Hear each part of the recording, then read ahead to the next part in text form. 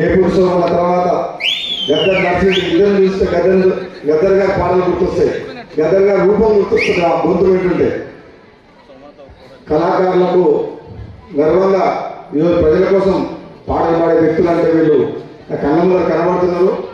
వాళ్ళతో పాటు మాజీ మంత్రి వర్యులు సోదరి పుష్పవీణ గారు, వేదిక నుంచి పెద్దలందరూ, మీ అందరికీ కూడా నా హృదయపూర్వక నమస్కారం. మన కార్యక్రమంలో తెలంగాణ కోసం పాటుపడిన కళాకారులారా, మీ అందరికి మాటిస్తున్నా రాజన్న మీ వెంట ఉంటాడు, ప్రాణం తెలంగాణలో ఉన్న కళాకారులను కంటికి కాపాడుకుంటామని చెప్పి రాజగోపాల్ రెడ్డి మాటిస్తే వెనుక కూడు ఒకటే ఉదాహరణ చెప్తా. 2018లో ఢిల్లీ పోయినా మా ఎమ్మెల్యే తిరుమతి లింగయ్య బదులు ఇంకొక టికెట్ ఇస్తా ఉన్నారు. నేను హైకమాండ్కి డైరెక్ట్ చెప్పిన, తిరుమతి లింగయ్య టికెట్ లేకపోతే నాకు కూడా ముందు నుంచి పోటీ చేయాలని చెప్పిన. అంటే ఒక దళితుడి కోసం పరిస్థితి చేసి ఇస్తారా ఇయ్యింది, ఆయనకి ఇస్తే నాకు ఇల్లు లేకపోతే నాకు కూడా వద్దు అని చెప్పిన. దెబ్బకి ఆయన టికెట్ వచ్చింది. సోమన్న చెప్తున్నా, సోమన్న ఈ చేతులతో ఎంతో మందికి అన్నం పెట్టిన, ఎంతో కుటుంబాలు నిలబడిన, ఎన్నో ప్రాణాలు కాపాడిన, ఎంతో మంది ఉద్యోగాలు ఇప్పించిన, ఎంతో మందిని చదివించిన, ఎంతో మంది పెళ్లి చేసిన, ఆఖరికి ఎంతో మంది నాయకులను కూడా తయారు చేసిన. కానీ చేతులు మంచి కావేమో, ఎవరిని చేసినా ఇదే చెప్తున్నా. నేను చేసిన వాళ్ళు బాగుపడుతున్నానే, నాకు మాత్రం ముందు వెళ్తుంది. అంటే నాకేం ఇవ్వాలని అడగలేను. నేను మన సాయం చేసినందుకు మీ మీద నెత్తినేసుకొని, మీ బరువు పాత్ర వేసుకొని బహుజన పక్షాన బహుజన నాయకత్వాన్ని కాపాడుతున్నందుకు, వాళ్ళని ప్రోత్సహించి అన్ని రకాల అండదండలను గెలిపించినందుకు కృతజ్ఞత ఉంటే చాలు అని అంటున్నా. నాకేం అవసరం లేదు అంటున్నా. మళ్ళా పీడియాల్సిన అవసరం లేదు. నేను ఎప్పుడు కూడా దేవుణ్ణి ఇట్లా ఉందా నా చెయ్యకుండాలని కోరుకోలేదు. నేను ఎప్పుడు కోరుకునే దేవుని మొక్కునే నా చెయ్యకుండాలని కోరుకుంటుంది.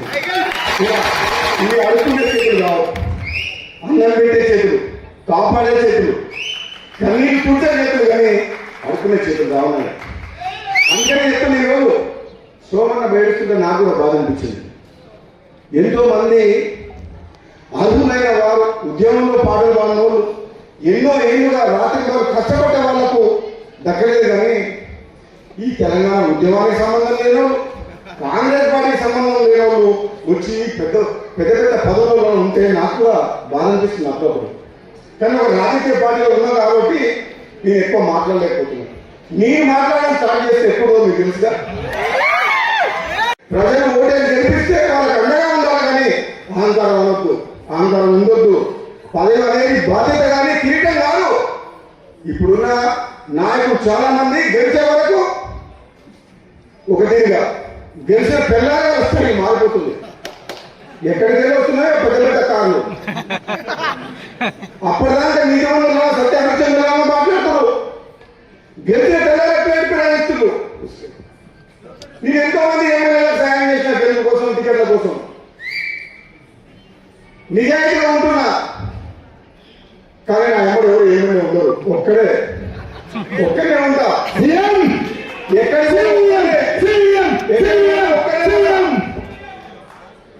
ఈ అవినీతి ఎమ్మెల్యేలని, ఈ డిపాజిట్ రాని ఎమ్మెల్యేలని నిలబెట్టుకుని పోవాల్సిన నాకు అవసరం లేదు. ఎందుకంటే నా వెంట ప్రజలు ఉన్నారు. ఈ మాసిపోయిన ఎమ్మెల్యే నాకు అవసరం లేదు. ఎంతసేపు డబ్బు డబ్బు డబ్బు, పదవి పదవి పదవి. గెలిపించిన ప్రజలు గాలి వదిలేసి అధికారం ఉన్న దగ్గర పోయి కాలు మొక్కి దండం పెట్టి పవర్ పాలిటిక్స్.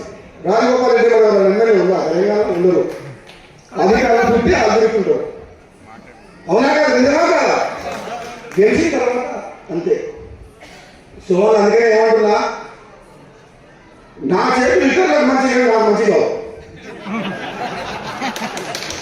నేను ఇదే చెప్తున్నా, ఎంతమంది సాయం చేస్తూ నాకే తెలియదు. ఎమ్మెల్యేలుగా, ఎంపీలుగా పోటీ చేసేవాళ్ళకు టికెట్లకు కానీ ₹1,00,00,000 ఇచ్చిన నామినేషన్ చేసిన పైసలు పంపిస్తే నా పైసలతో నామినేషన్ చేస్తే గెలిచిన వాళ్ళు కూడా ఎమ్మెల్యేలు, ఎంపీలు ఉన్నారు. కానీ తీరా వాళ్ళ పిలిచి వస్తారా అంటే ఎవరు లేదు, అధికారం ఎక్కడ ఉందో అక్కడికి పోతున్నాం. ఇది ఇప్పుడున్న ప్రస్తుత పరిస్థితి రాజకీయం, అవునా కదా? అందుకనే ప్రజల చైతన్యం రావాలి, రాజకీయాలు మార్పు దిశగా అడుగులు వేయాలంటే రాజగోపాల్ రెడ్డి నెంబర్ సోమన్న ఫోటో నడవాలి. రాష్ట్ర రాజకీయాలను మార్చే శక్తి, శాసించే శక్తి కూడా మాకుంది. మాకున్న బలం ఏంటంటే ఈ గుండెల్లో నిజాయితీ ఉంది. ఎంతమంది వస్తారో రాండి, ఎంతమంది ఎన్ని పైసలు తీసుకోము, ఎన్ని సంతులు తీసుకొని వస్తారో రాండి. రాబోయే రోజుల్లో ఉద్యమంలో ఉన్నోళ్ళు, నిజాయితీ పనులు, యువకులు శాసనసభలో అడుగు పెడతారు. తెలంగాణ రాజకీయాలు కూడా తమిళనాడు మాటగా మాట్లాడారు. అధికారాన్ని అడ్డం పెట్టుకోని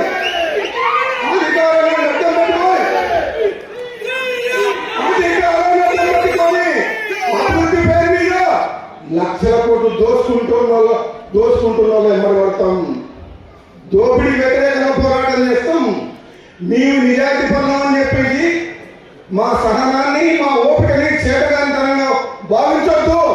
అవసరం వచ్చినప్పుడు విద్యార్థుల కోసం, నిరుద్యోగుల కోసం, యువకుల కోసం, రైతుల కోసం, పేదల కోసం, మా అక్క చెల్లెల కోసం అవినీతి వ్యతిరేకంగా పోరాటం చేసి యుద్ధం చేస్తాం. భయపడేది లేదు. మనం మొదలు పెట్టను, ఒక్కసారి స్టార్ట్ చేస్తే మనం ఎంత దూరం.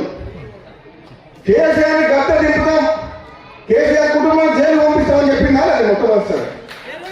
అసెంబ్లీలో గట్టిగా మాట్లాడి ఈ కాళేశ్వరం ప్రాజెక్ట్ వద్దు అని చెప్పిందా లేదా?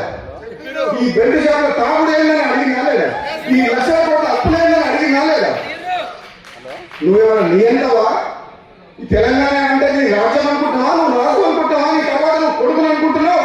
ఇది తెలంగాణ ప్రజలందరూ కోరుకుంటే 60 ఏళ్ళ ఉద్యమంతో చేస్తే ఎంతోమంది ప్రాణాలు అనిపిస్తే మాట్లాడుతూ పార్లమెంట్లో కొట్లాడితే కాంగ్రెస్ పార్టీ సోనియా గాంధీ తెలంగాణ ఇచ్చింది.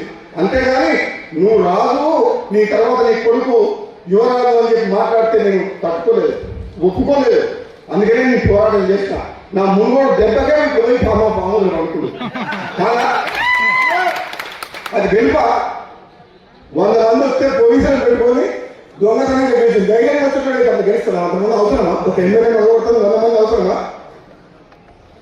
నేను చెప్తున్నా చూడనా, నీ వెంట నేను ఉంటా. నేను అన్ని పదవులు చూసిన, ఎమ్మెల్యే అయినా, ఎంపీ అయినా, ఎమ్మెల్సీ అయినా. నాకు మీలాంటి వాళ్ళని కాపాడాలి, మీలాంటి నాయకత్వాన్ని ప్రోత్సహించాలి, మీలాంటి కళాకారులు కూడా చట్టసభలో అడుగు పెట్టాలి, పోరాటం చేయాలి, పేద ప్రజలకు అండగా ఉండాలి. అదే కదా మనం సామాజిక తెలంగాణ కోరుకుంది. మన తెలంగాణ ఉద్యమం నడిచిందే తెలంగాణ ప్రజల యొక్క ఆత్మ గౌరవం కోసం, డబ్బుల కోసం, పదవుల కోసం కాదు, ఆత్మ గౌరవ నినాదం కోసం తెలంగాణ. మీరు ఎవరు కాలు మొక్కాల్సిన అవసరం లేదు, ఎవరికి ముందు దండాలు పెట్టాల్సిన అవసరం లేదు, గులాంగిరి చేయాల్సిన అవసరం లేదు. మీ హక్కు. మీరు కళాకారులుగా చట్టసభలో అడుగుపెట్టాల్సిన అవసరం ఉంది, తప్పకుండా రావాలి. నేను చెప్తున్నా, రాబోయే రోజుల్లో ఏదో ఒక నియోజకవర్గం నుంచి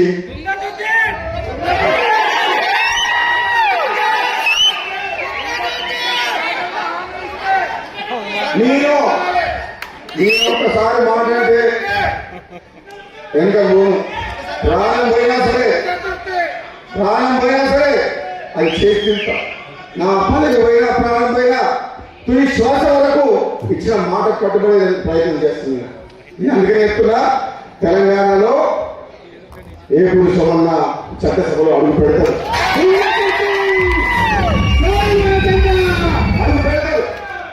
అడుగు పెట్టాల్సిన అవసరం ఉంది. కులం పేరు చెప్పుకొని, మతం పేరు చెప్పుకొని ఎన్నికైన తర్వాత వసూలు రాజాగా మారిన వ్యక్తుల్ని తరిమి కొట్టాల్సిన అవసరం ఉంది. ఏమనంటే నా కులం మీద పెడతావా అనుకో. మంచి పనులు చేసినప్పుడే తిట్టం కానీ చెడ్డ పనులు చేసి అవినీతి చేస్తే ఏ కులం తిట్టాలో నిజాయితీ పనులు కావాలి అన్ని కులాల వాళ్ళు. తప్పుడు పనులు చేసుకుంటే కులాన్ని వాడుకోవడం మంచిది కాదు. దౌర్భాగ్యం. ధర్మం న్యాయం అన్ని కులాలకు ఒకటే ఉంటది. మానవత్వం ఉండాలి. ఉద్యమంలో ఉన్నోళ్ళు, నిజాయితీ పరులు, యువకులు శాసనసభలో అడుగు పెడతారు.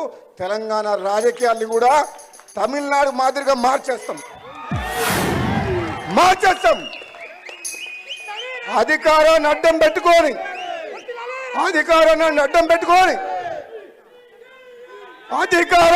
పెట్టుకొని అభివృద్ధి పేరు మీద లక్షల కోట్లు దోసుకుంటున్న వాళ్ళ ఎమ్మడి పడతాం. దోపిడికి వ్యతిరేకంగా పోరాటం చేస్తాం. మేము నిజాయితీ పరులం అని చెప్పేసి మా సహనాన్ని, మా ఓపికని చేతగానితనంగా భావించొద్దు. అవసరం వచ్చినప్పుడు విద్యార్థుల కోసం, నిరుద్యోగుల కోసం, యువకుల కోసం, రైతుల కోసం, పేదల కోసం, మా అక్క చెల్లెల కోసం అవినీతికి